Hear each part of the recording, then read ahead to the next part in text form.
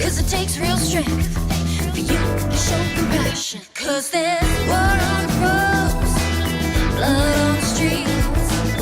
Go ahead and tell me, brother, who you trying to be. I wanna know why. If it's wrong or right, we do it for the thrill.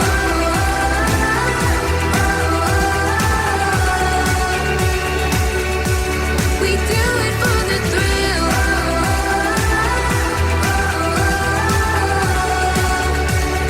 Hey everybody, it's Brian back with Inspiring How You See That. We're the channel that talks about all different kinds of music and entertainment and interviews some of your favorite artists. And today I have two very special guests with me. I have Ruby and Pete from President Street. And guys, thank you so much for spending this time with us. Hey, thanks for having us. Hey, Brian. It's been awesome. I've been waiting to talk to you guys for a while. We've been communicating back and forth on Instagram, so it's really a blessing to be able to see you guys finally. And for us, it's great to talk to you. Now, you all are in Melbourne, Australia currently, correct? Melbourne. Melbourne. as we Melbourne. say. Yeah, that's the Australian way to say it. Sorry about that. But no, Now yes, we are based in Melbourne. Yeah, back in Nice. Melbourne. Now, are you both from Melbourne originally? I am. I'm from Perth. Okay. President Street is a street in Perth that I grew up in. Okay, nice. Nice. I was wondering how you got the name, so that makes sense. Yeah. Yeah. Yeah, lots of things happened on President Street, and music's an important part of life. It's always very cathartic and wonderful, and it's a nice sort of full circle back to President Street for Pete and, for music. Very cool. So it's always kind of like where you started with everything. That's perfect. Yeah. Yeah. But when I mentioned the band name to Ruby, I didn't give her the background. She just liked the name. Yeah. And then, Gotcha. I was like, oh. And then the fact that it had meaning was like, oh, that's even better. Yeah. Nice. Now, I think I read that you guys met. It was an app that puts musicians together. Is that correct? Tinder for musos, as we call it.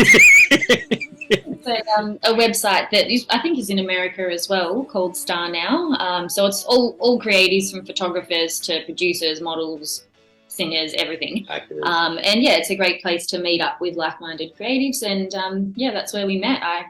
I got the message from Pete, and I read it, and I remember like 2 weeks later walking down the main street in the city, and I was like, oh, I forgot to reply to him.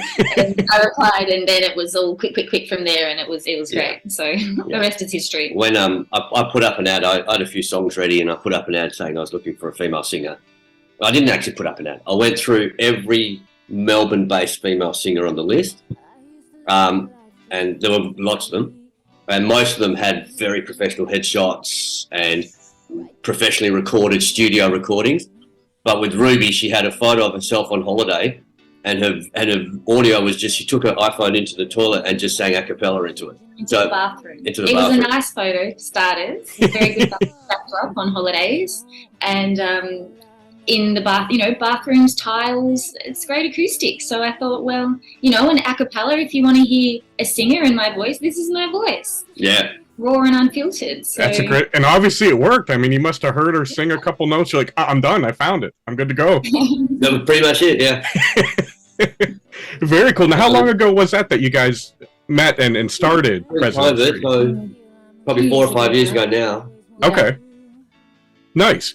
And I saw that you've actually toured the UK a couple times. I know last year you did. So how would you, if you're looking at the music scene in the UK from what you saw compared to Australia, how would you compare the two? Well, interestingly, we're only really dipping our toes in Australia now with our new single, Sharp and Crazy. So we've been very focused in the UK for the last couple of years. So when we first released, it was quite a while ago now, we actually did a college campaign in America. It went quite well. Okay.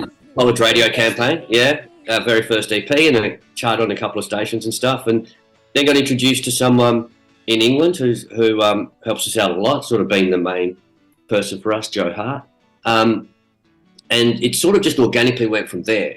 And our distributor label here was like, if you got stuff happening in England, worry about that. Don't worry about Australia. So we really just did.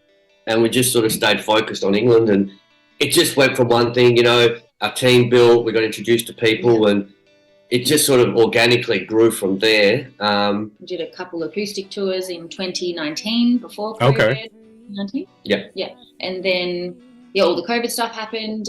We applied to leave the country because that's what we had to do at the time in Australia. You had to apply to leave, got rejected, applied again. And then we were able to go and do this support tour in the UK and Europe. But then the Omicron variant happened and we only got through about 3 shows of that. Oh. And then we come back home. And then, the most recent was, last year, 2022, we were on touring with Roachford, who's an American sort of pop rock soul legend. English. Did I say American? Yes, you did. Oh, sorry. No, he's British.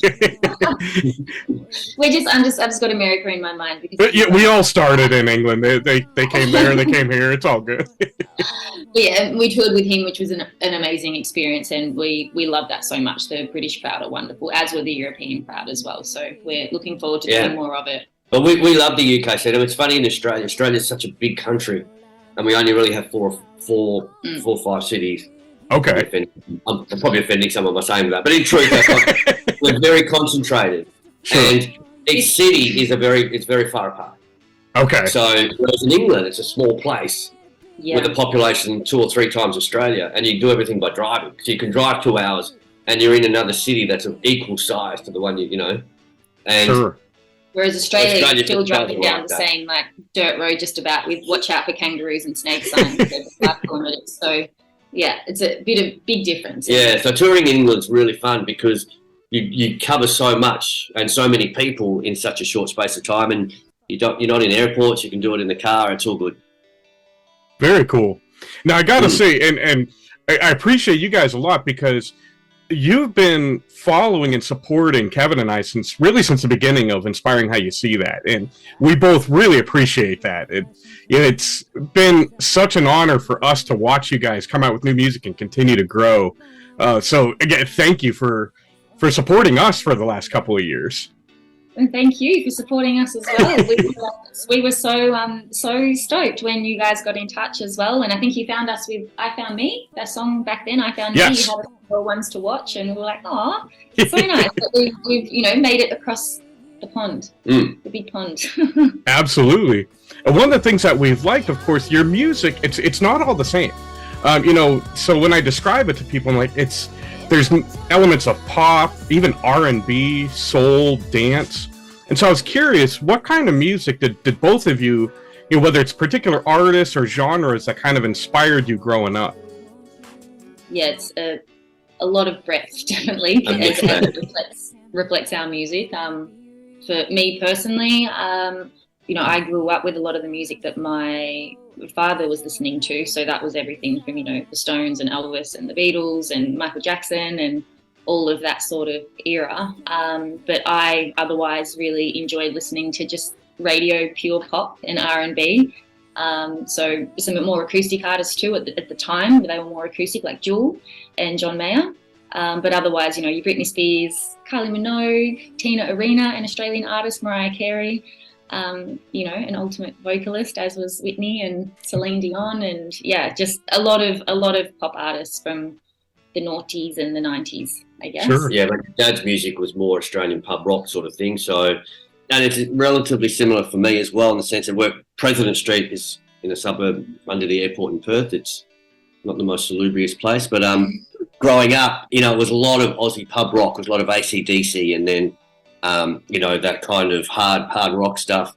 But then I personally got very heavily into sort of R&B. So Prince, for example, was very strong for me. Okay. And one of the things I like about Prince was he did blend a bit of genre. He always had crunchy guitars, regardless of how funky the song was. He always had, really wonderful synths going on, and So I really love the fact that he was brave enough. I suppose when you're that big, you can be whoever you want. Brave is an easy word when you're huge, isn't it? But yeah, so and then Maxwell and those kind of R&B sort of vibes, and James Brown. So for me, it was similar to Ruby. We sort of grew up in an Aussie rock environment, but then found our own version of Ruby pop. And I also love a lot of pop as well. So yeah, so we do. What we don't do is we don't write to genre.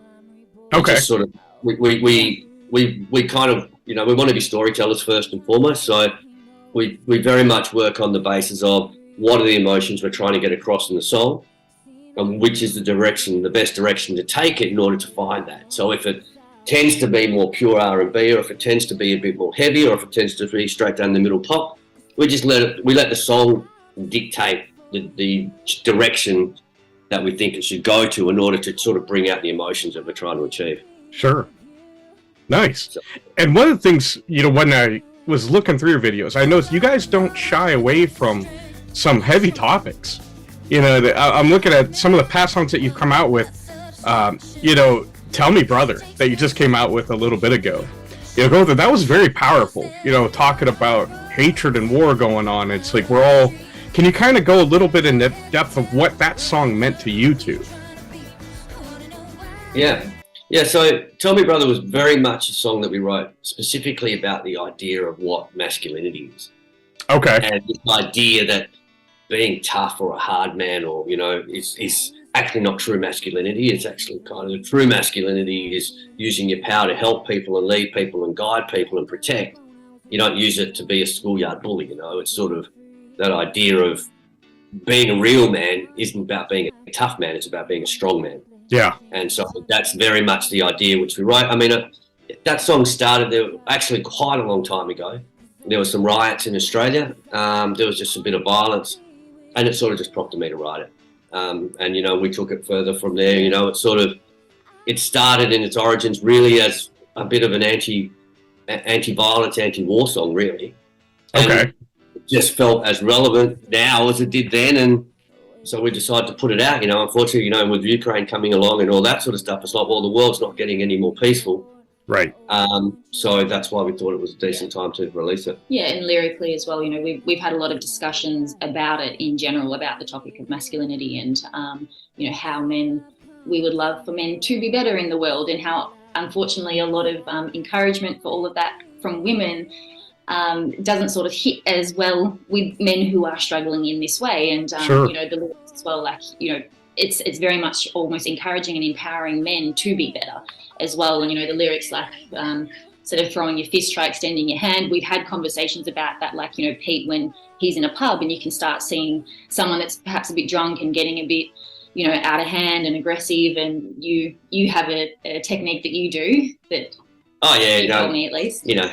As you know, most pubs, and Aussie pubs in particular, can get a little bit raucous. Just a little bit. So I was one story in particular I was telling Ruby where there was a guy that was starting, he was getting a bit drunk and getting a bit sort of punchy, not literally, but you could tell it was heading that way. So I just walked up to him and said, "Hey man, I'm Pete." Put my hand out, shook his hand, and we had a chat, and it was all over. You know what I mean? And it's like, it was just, you could see him bristling with members of guys who I was in my group, and you could see that he was starting to get up there. So I just literally walked up in his face. So not walking in his face to fight, but walking in his face to make sure that he knows that I'm a presence and I'm not, I'm not scared or anything. Sure. But then using it as well. Yeah, but not in an aggressive way. But hey, man, I'm Pete. How are you? But also letting him know that fear is not part of this conversation. So sure. You know what I mean? It's that whole... Yeah. And, I personally love a bit of boxing and martial arts. Not martial arts so much, but boxing. Done quite a bit. And the guys who I know who are the best fighters, they're the ones who are the most peaceful and never get into fights. Yep. I agree. You know what I mean? So I think it's that idea of the better, the more powerful you become, the better you should be as a human. You shouldn't become worse as a human. You know what I mean? Absolutely. And I love the message. That's what that track's about. But, in fairness, we really want to write about things that are important to us as well. Sure.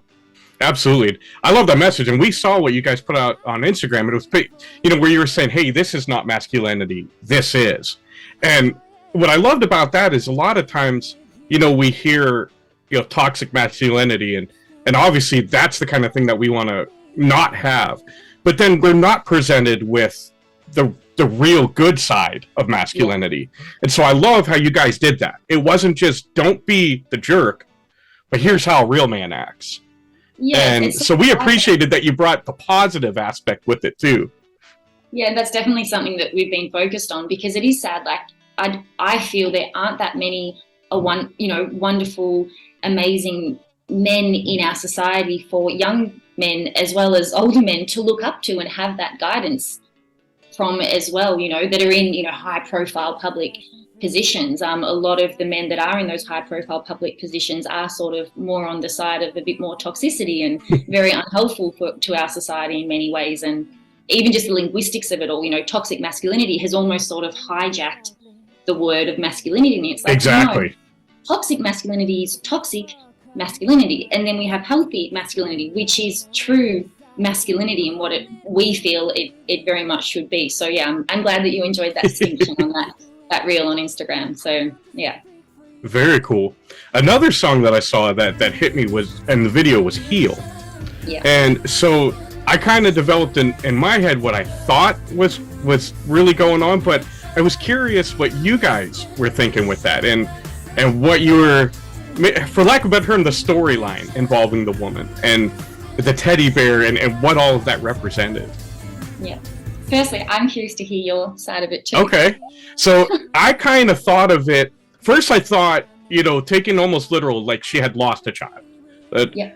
Then as I watched it a couple times, it almost seemed like it was actually the loss of her own innocence. And there was that fear and that trepidation, like opening the door of the fear of the unknown. And the teddy bear represented what she lost and wanted to get back to. But then I was like, I could be way off. So Pretty accurate. Yeah, you're pretty spot on. Sweet. Again, the music video as well, again, with a lot of the music and the visual representations that we do too, not all, but a lot of them, we sort of want to leave it a bit open as well, because we don't want to take away what anyone can connect with music as well, because we all have our, you know, we all relate to it in different ways, and that's a wonderful thing. But with Heal was particularly a very personal song to me. We wrote it a few years back, and it was a big weekend for me. A lot of things happened, and it very much is. It is about that inner child in a way, and the sort of monsters in your life, I guess, who have caused a lot of damage and trauma, and that you are, you know, like, you know, you can the lyrics as well are metaphorical but also quite literal. So yeah, it is very much about that inner child and healing familial ties, healing. You know, family also can be beyond just literal family members. It can also be sort of School institutions, yeah, you know, even our governments that affect groups of people in our world as well in such a traumatic way, and it requires such a large scale sort of healing element to it. So it's yeah, and then it just sort of transcends into this sort of soul connection thing as well, where we're all interconnected. Even the things that do damage us in life, you sort of sometimes do have to choose to look beyond that and that victimhood as well, and think, well, there's meaning here, because ultimately there's lessons that we can learn and become better in ourselves as well. So yeah, absolutely. And you know, we wanted it to be relatively universal. It's about self-care and it's about self-healing. So what we were trying to do is just keep it very universal and keep it so that people can find their own meaning in whatever struggles they're dealing with in their own particular life. So, you know, we try not to be too prescriptive. We're trying to leave it open for people to find their own meaning in it based on what their particular situation is or not. But, you know, but it's funny because on the lyric front, we do try and, you know, if people take the time to listen to the lyrics, we want them to, you know, to be decent for them. But ultimately, we really try and make our music, like, engaging, primarily just as a song, you know what I'm saying? Like, whilst we want to be storytellers for sure, but we also want to be entertainers. So we find that balance of, you know, the song's got to be engaging in itself, but if you do take the time to listen to the lyrics, we hope you find something cool in it. Fantastic. And you mentioned being entertaining, and I gotta bring up the cover you just did of She Drives Me Crazy. That was awesome. You know, I've always loved that song from FINE Young Cannibals, and you guys nailed it. You know, you put like your own little spin on it, and I love what you did. What made you choose that song as like, hey, we're gonna come out? It seemed like you had a lot of fun with it, listening to it. Oh, we had a lot of fun with it. Actually, completely random. You know, it's sort of, we had a lot of people talk to us over the years, going, you know, you need to do a cover. We just haven't found one that we thought we could do. Our version was cool enough, sort of thing. So, kind of just stumbled across it, to be honest. Love it, absolutely love the original, and complete homage to the guys. I mean, they're incredible. And yeah, we sort of just took it on thinking, we want to have a version that's sort of cool enough in its own right. So if you don't know the original song, you'll hopefully still dig this version. But if you do know the original song, you'll get that extra, oh man, that's what it is moment. You know what I mean? Sure. So, yeah, so it was a bit of a random walk, but we wrote it when we were on tour in England, actually. Okay. And we worked with this incredible guy, with an incredible guy named Ash House, who is an incredible producer in England. Yes. Sorry. No, I was just interjecting because you said we wrote it. Obviously, we didn't write it. But Sorry, we made it. We wrote Correct. it. Just take credit for it. We'll be like, yeah, you guys wrote it. Very good point. Thank you. I'd like to clarify that we created it, but didn't write it. Fine Young Cannibals did a cover of your song. Yeah, it's a cover. So yeah, you have to use that. Time warping. They did it back in 1989 because we released it in 2023. Yeah.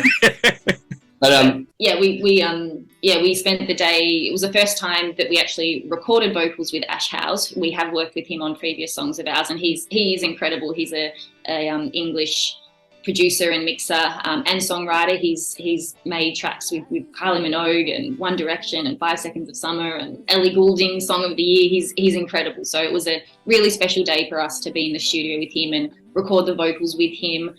And just be in the studio as well and produce the track up and play with different sounds in real time with him rather than over the internet. And great day. We finished it so quickly. We were all really happy with it, so it was good fun. Nice. And before we started, you had mentioned that you've got a music video coming out soon. So can we let fans give a little taste of what's coming? Yeah, we wanted to sort of keep it a little bit in line with the original music video, but obviously still make it very different as well. So there's touches of the 80s in there. Nice. And a few little nostalgic trips, I think, for a lot of people that are from an earlier era. Earlier era, I guess we could say. That's very polite. I was from that era, so it's all good. The nice, bright, modern sort of pop take as well for now. If you remember the original video, it was very much one camera. Yeah. Straight to camera. So we sort of took that style. So okay. it is quite a homage to the original video, but a bit like the song. Hopefully, it's a more modern version of it. So okay. So it's a bit of fun. Look, I always find music videos totally terrifying because I can't act. I cannot act to save myself, and Ruby's actually quite a good actor, and I'm just like literally terrible. He's so bad. He's not. I shouldn't be, humbling. No, he's actually really great in that regard. He's terrible. The worst person I've ever seen in my life. You've got other talent, so it's all good. He does. Yeah, he's nearly a one-man band on stage live. But acting, not his skill set. No. Lucky I was born with a face for radio, so it's all right. Well, it's interesting, like you talked about that video style. I always consider that like the Peter Gabriel style of video, where it was always like the shot and the herky-jerky kind of thing, and I thought that was kind of cool. Yeah. Yeah, it's fun. There's some fun costumes in there as well, and it's a bit silly and fun, and good mix. So Very cool. We're excited for it to come out soon, so stay tuned. I've got equal doses of excitement and fear about it coming out. Anyway. Well, I've no doubt it's going to be fantastic. I know Kevin would agree, my buddy. He loves you guys as well, so we're excited to see it. Now, can you give a date of when it's coming out, or maybe can't release that yet? Or next couple of weeks. Okay, so very soon. Yeah. Really cool. So we'll be sure to, once it comes out, let you guys know so you can go and check it out and see their work. But is there any chance you guys are planning on doing a tour in the States? It would be incredible to see you live. It would be incredible to come. We need nothing at this moment, but if anyone out there is listening who wants to bring us over, hit us up. See, there you go. We'll start a GoFundMe. We'll get it going. It would be amazing. I know a lot of people here would love to see you guys. Be able to meet you and see you perform live. That'd be incredible. We would love to. It would be amazing for us. We would absolutely love that. So are you guys working on a full-length album or an EP at this point? We have been working on a mini album up until this point with all of our work in the UK. This is sort of a little, She Drives Me Crazy, the cover track, which is our current single, is obviously a little bit of a seemingly departure from that. But I always sort of think, in the healing journey of life too, sometimes we have a moment where, as we're getting deep into all the feelings and all that sort of stuff. You just need a bit of a break. And you, as you said, we were talking about before, that inner child, just sort of going back to those early days and putting on an old song that you used to feel free and dance to in your bedroom, or however guys do it, I don't know. But you know, and just having that little nostalgic trip and something that's just lighthearted and fun, just to break it up. So sure. So yeah. The mini album will be called Healed. That's why. Yeah. So okay. So. But yeah, no, it's not a very particularly heavy album, but you know, there is a little bit of a thematic going through it. Yeah. This is sort of the song that sets the tone a little bit for a lighter sort of tone of what's to come, compared to Heal and Tell Me Brother, which have been our first releases for it. So, yeah. Nice. Fantastic. And of course, you know, we've fallen in love with your music, so we're always looking for new musicians. So do you guys know of other Australian artists that we should check out? So many. Like, what sort of genre are you interested in? We like everything. I mean, we literally like everything from country music to hard rock. Yeah. So if it's good, we like it. Yeah, there's a singer-songwriter, Alex Fasso, that I really like. I think he's really talented. He's on the up, Alex. He's a very deep kind of guy, and it sort of comes out in his songwriting. So I really like Alex. You know, but we have so many amazing bands here. But I mean, with the world now, I think you're probably getting access to them all, really, aren't you? Already, with bands like dance bands like Peking Duck and people like that. So there's a lot of good Aussie artists around. That's for sure. Nice. Yeah, we're always on the lookout because we found music all around the world that we're like, this is incredible. And that's why one of the reasons that we started this channel is we just want to share that love that we have of music with people.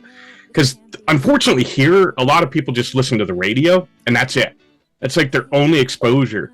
And like, you guys are missing out on so much incredible music. And so that's part of our goal, is to share that. So we appreciate that. Oh, to you, mate. You're doing a great job. Where's like the most obscure place in the world that you found someone from? Like some weird country that no one's ever heard of, or? Oh, that's a good question. It's funny because I never realized like how much rock I would love. It's not an obscure place, but from Sweden, of all places. Like, there's so much rock there that is incredible. Some of my favorite bands, and I thank God for the internet, because like I never would have heard them. I never would have heard you guys if not for the internet. It's like I'd be that person who only listens to the radio. It's like there's so much amazing, but I try to think of obscure. It's funny because I'll give you a little bit about myself. I grew up listening to only country music, and then I got exposed to rock from my buddy Kevin, who runs a channel with me. And now it's all the country music I love is actually from Canada. It's better than American country music, in my opinion.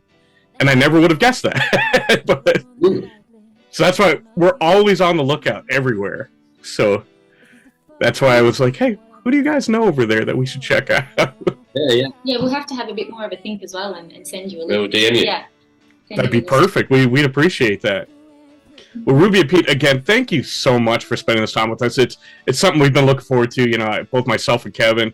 He wanted to jump on, but with his family, he couldn't. So he wanted me to tell you hi. But is there anything that you'd love to say to fans before we sign off? Well, as always, thank you so much for your support. It truly means the world to us. You know, we love what we do, and we're just so happy if you love it as well. And we can't wait to hopefully see you out there somewhere live in the world, and otherwise come and join us on our socials as well and send us a message. We love to chat with you, so we hope to see you there. Yeah, you know, we're independent musos, so the support really does mean a lot to us. So, you know, thank you so much, really, to everyone who is on our journey. We're very lucky to do what we do. Absolutely. And we want to echo that with you guys. Thank you so much. We always love when you spend this time with us. Make sure you check them out. Their music's incredible. We'll put the links down below. Of course, we did a video, but they've put out a lot more since then. So check them out. You're going to love it. Let them know how much you like their music. And as always, we want to thank you guys for spending this time with us. We love you all. God bless, and rock on.